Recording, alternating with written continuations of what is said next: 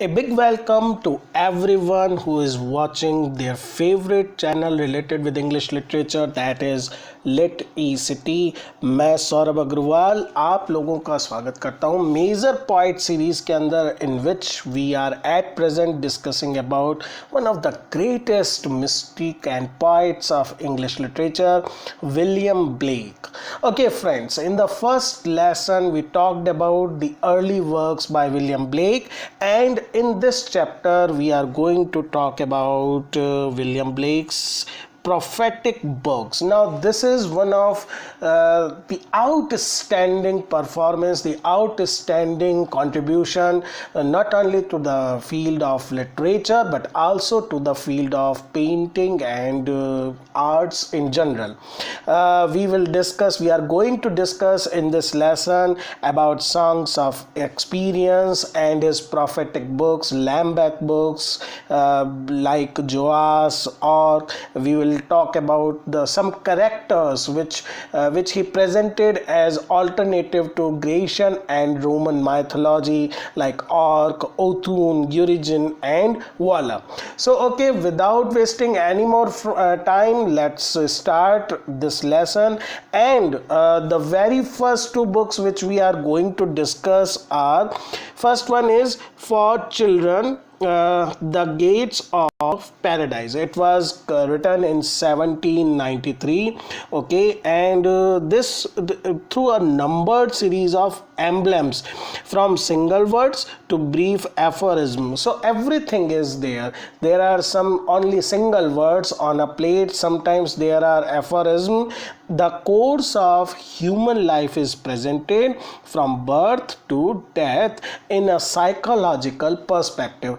हम first lesson में already discuss कर चुके हैं that Blake has some mystic visions right from his childhood, और जो वो visions थे, obscure meaning of life के अंदर उनका जो vision था, he tried to present to his readers through these plates, to these illuminated writings.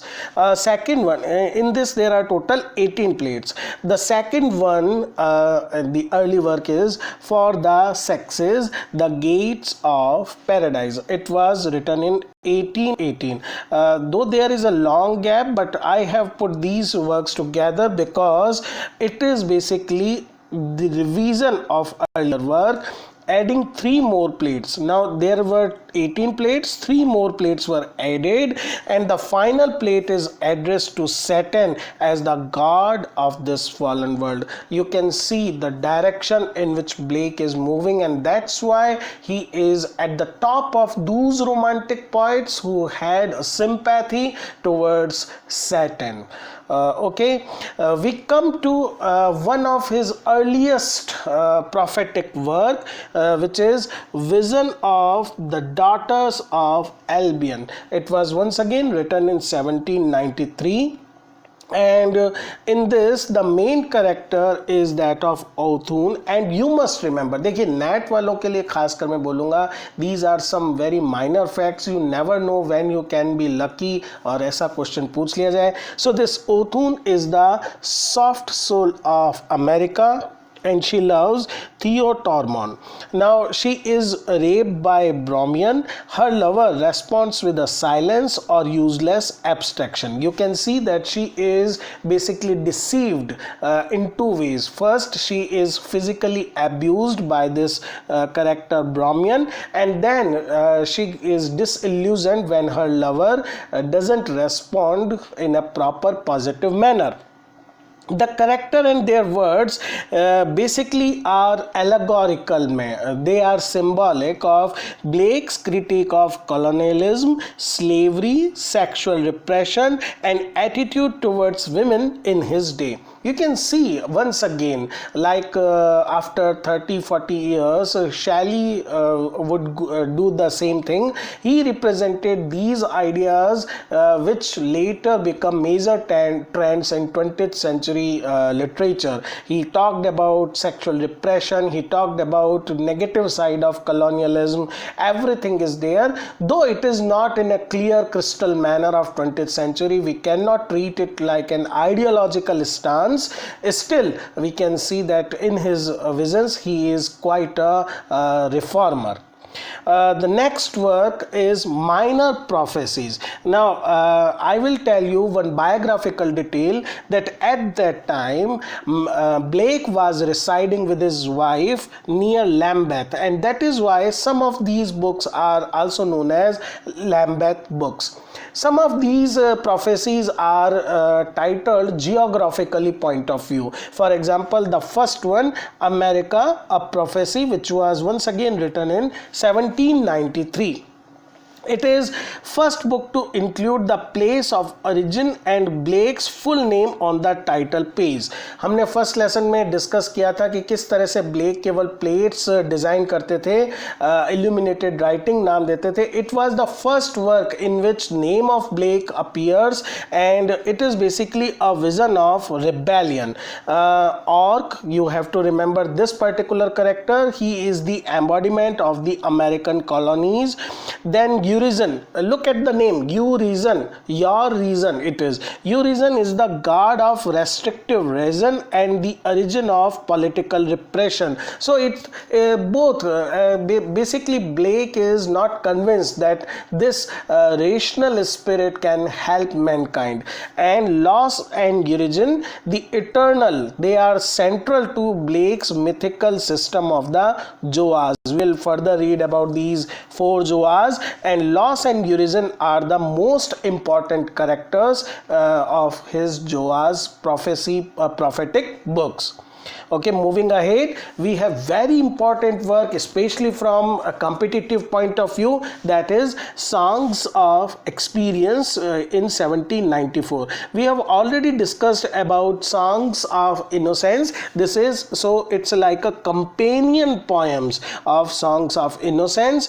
There are total 26 poems in this collection, and very important information, the subtitle of this combined collection, Songs of Innocence and Songs of Experience, the subtitle is The Two Contrary States of the Human Soul. We can very easily relate to this subtitle, that why he has presented two contrary states of the human soul. One more very important information, ध्यान से सुनिएगा, ये काफी important है. The introductory poems to each series display Blake's dual image of the poet. Now in a piper which is presented in Songs of Innocence, he presented himself just like a piper, a shepherd who is lost in the rustic background and careless and carefree of any burden. But next time he dons a more important role and present himself a bard who has a responsibility, who has a burden on himself. The pleasant lyrical aspect of poetry is shown in the role of the piper, while the more somber and prophetic nature of poetry is displayed by the stern and disciplinarian bard. Okay, if we talk about the poems in this collection, I hope many of you have read many of these poems. If not, it is my request that you should go through these poems. They are very quintessential to understand the poetic capabilities of William Blake. There is an introduction, then there is Holy Thursday, Earth's Answer, The Clod and the Pebble, very popular one, The Little Girl Lost, The Little Girl Found, A Dream, Nurse Song, The Sick Rose. It is one of the most popular poems by Blake. The Fly, The Angel, The Tiger. I need not to talk about this. All of you must have read about Tiger, Burning Bright, My Pretty Rose Tree, Sunflower, The Lily, The Garden of Love, The Little Vagabond, London, once again quite often anthologized poem, The Human Abstract, once again a very important poem, Infant Sorrow, A Poison Tree. It is also very popular poem by Blake, A Little Boy Lost, Totirza, The Schoolboy, and The Voice of the Ancient Bard. if it is possible for you people, please go through these poems, please read them once and look at the opposite vision of the poet when we compare these poems with the songs of innocence. To quote some particular lines from some famous poems, for example, introduction, in the poem introduction he says, hear the voice of the bard who presents past and future and sees, whose ears have heard the holy word that walked among the ancient trees. Similarly, the sick rose, O rose, thou art sick, the invisible worm that flies in the night in the howling storm has found out thy bed of crimson joy, and his dark secret love does thy life destroy. It's a beautiful poem. The clod and the pebble, love seeketh not itself to please, nor for itself hath any care, but for another gives its ease and builds a heaven in hell's despair. Quite influenced by John Milton. A poison tree, I was angry with my friend, I told my wrath did end. I was angry with my foe, I told it not, my wrath did grow. So these are some very simple, beautiful, poignant lines, and you must read other poems also. Okay, moving further, we come across some of his prophecies. So after America, we have now Europe, a prophecy which was composed in 1794. Now Europe presents in mythopoeic form the fundamental philosophical positions in conflict in Blake's revolutionary era. So one side we have Europe, which is presented as a person, as a mythical person, creature, and there it stands in complete opposition to the Blake's revolutionary ideas. There is a preface with an image which is known as the Ancient of the Days, a depiction of Urizen separating light and darkness. It is you can see in the background this particular image, or here you can see it, that how Urizen is separating light from darkness. The next one is the Book of Urizen. It is basically heterodox retelling of the Book of Genesis. In Bible we have the Book of Genesis. Blake chose to tell all this story of creation of earth in rather different manner. Now this Urizen is the primeval priest and tells how he became separated from the other eternals and thereby creates difference, absence, self-consciousness. If you have read deconstructive theories, you can understand this concept of absence or creation of difference. Urizen falls into this void of his own making because he has separated himself, he has created a void for himself. Loss, another important character, reacts by building a material and temporal base below which Urizen cannot descend. So a particular place is made for Urizen. Loss and Andy Ramon create a space within Urizen's fallen universe to give birth to their son, or the spirit of revolution and freedom. So you can now see that Urizen is almost like a Satan who is expelled from heaven of God, and you can see that Los and Anidaraman, they created a race, and there is Orc who is like Adam. Then we have Book of Ahania, written in 1795. Ahania, she represents Urizen's female counterpart, female portion. She is less central to the action than Fuson. This book is not about Ahania, but rather more about Fuson, who is son of Urizen, and he revolts against his own father.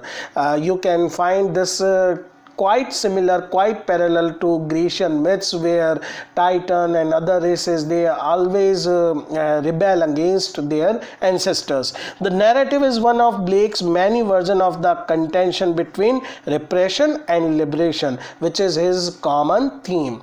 Then we come the Book of Laws, and it is the last of the Lambeth books. This was the last book which he composed while residing in Lambeth. Okay, the story describes how Laws fell and how he was given a human form.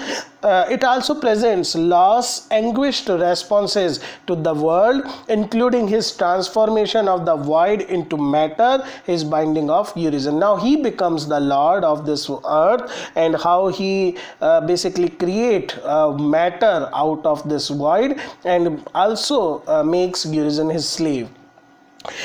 We can see this book is once again a rewriting of the ancient myth of creation, and that equates fall with the loss of spiritual vision.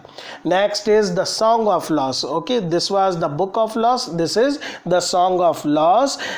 It is the last of Continental Prophecies. We have already seen two Continental Prophecies. First one was on America, second one was on Europe. Now it is divided into two sections, Africa and Asia. So four continents basically he has imagined this too. The story of the work begins in Africa, and how Urizen granted abstractions to Pythagoras, Socrates, Plato. Gospel he is given to Jesus. Bible is given to Muhammad, and a book on war is given to Auden. Blake क्या कर रहे हैं, सारी जो mythologies हैं उन सबको basically इकट्ठा कर रहे हैं एक जगह पर. ये तो अफ्रीका का पार्ट हुआ. In the second part Asia, और creates fire in the mind that causes king to be startled, and an apocalypse of sort starts. So once again एक तरह से inculcation of all the myths into one particular line. A very important work then is Vala, or the Four Zoas, which I have mentioned earlier. These are some of the central tenets of Blake's mythological vision. It is subtitled The Torments of Love and Jealousy in the Death and Judgment of Albion the Ancient Man. There are total 9 books, and they are all referred as 9 Nights. The poem develops Blake's myths of Albion, and this Albion can be taken just as country of England or the unification of all men. It is composed of 4 mighty ones, which are called 4 Zoas. One is Thermos, then there is Urthona, then there is Urizen and Lava. And the poem progresses from disunity towards unity as all Zoas move towards one final unification. When they all are unified, they all become one. A very important work, one of the most important works by William Blake is Milton, a poem in 2 books. He started it in 1804 and finished it in 1810. Very popular hymn is there, and did those feet in ancient time. It is also known as hymn Jerusalem. We must not get it wrong that he also composed a book Jerusalem, but this hymn is part of this poem Milton, and this hymn was basically based on this belief that Jesus Christ also visited England. Book the first, because it is in 2 books. The book the first contains a poem within a poem. There is a bard's prophetic song, and this song describes man's fall from a state of vision. At the end of the bard's song, his spirit is incorporated into that of the poet Milton. Okay, so then Milton is presented as a man in process of becoming a poet. So Blake presents himself as a character in the poem who is also undergoing the transformation necessary to become a poet. So both Milton and Blake, they become one, and there is also fall of humanity from a state of vision. Then the bard, Milton, Laws and Blake, they all begin to merge into one powerful bardic union, because they all have this ability, they have this bardic visions. This is the first book. In the second book of Milton initiates reader into order of poets and prophets. So he counts all great poets, and Milton unites them with his feminine aspect, all alone in progress towards a final union of living and dead, internal and external, male and female, and transformation of all the human perception. So just like the other book, the four Zoas, this book is also about the unification of different states, material states, spiritual states, all these things. We come to one of his last works, Jerusalem, and it was a mighty task which he undertook 1804 to 1820. It took a long time. The subtitle of this poem is The Emanation of the Great Giant Albion. There are 100 illuminated plates. You can now have the idea, the scale, the great scale on which this work was conceived and executed. Jerusalem, the emanation of Albion, is a woman and a city. Just like the earlier poem Albion, similarly Jerusalem stands for both for one women character, and also it stands for the great holy city of Jerusalem. Albion, the universal humanity, is a man and a land.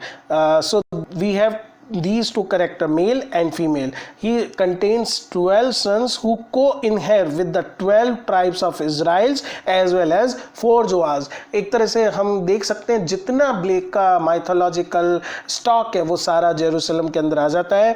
As the narrative begins, man is apart from God and split into separate identities. Common theme, किस तरह से there is a fall, there is a separation, there is a difference, there is absence, void. As the poem progresses, man's split identities, they are unified, and man is reunited with the divinity that is within him. So once again, the common theme of division and then unification.